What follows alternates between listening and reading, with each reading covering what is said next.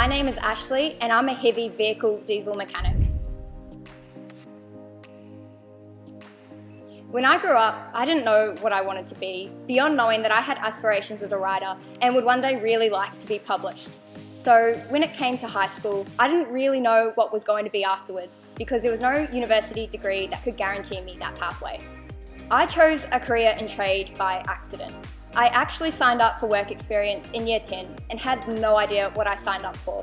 But I went to my week of work experience and I loved it. And I found that the world of being a diesel mechanic was so much more exciting than I ever could have imagined.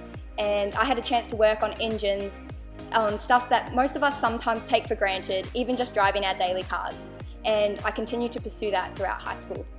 I started this career with that week of work experience where I got to help some diesel technicians rebuild an engine, completely a block of metal, and then put it all back together and hear it running again.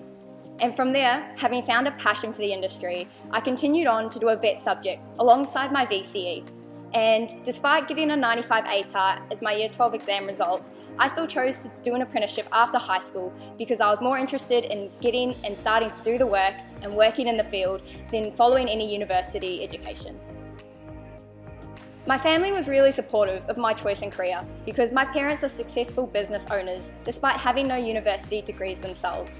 So they knew that success didn't have to come from a university education. But my friends and my peers at school, and often a lot of my teachers, were very surprised about my choice because it was unconventional for someone to achieve so well academically and then choose a trade. So I definitely went against the grain and what the school kind of told us was the definition of success. The most challenging part of my career journey has definitely been learning to work with my size. As I started working on trucks and I now work on mining equipment. So the equipment got bigger and bigger as I continued throughout my career. And I'm quite small, even for a female. So I had to learn how to do the job slightly differently and use my body weight and look after my body to get the job done. Also being a female in a male-dominated trade, I also had to learn to overcome this idea that I somehow had to prove myself more than the other apprentices around me.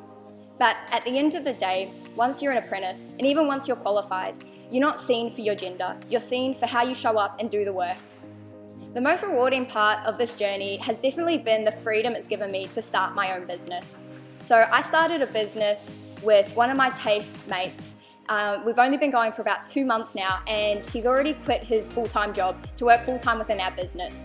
And that's something that I've been able to do because we have a trade and we can find our own work and carry out that work and develop our own reputation and find our own customers. In hindsight, the one thing I would have done differently throughout my apprenticeship and even my career now is potentially have moved workplaces while I was an apprentice.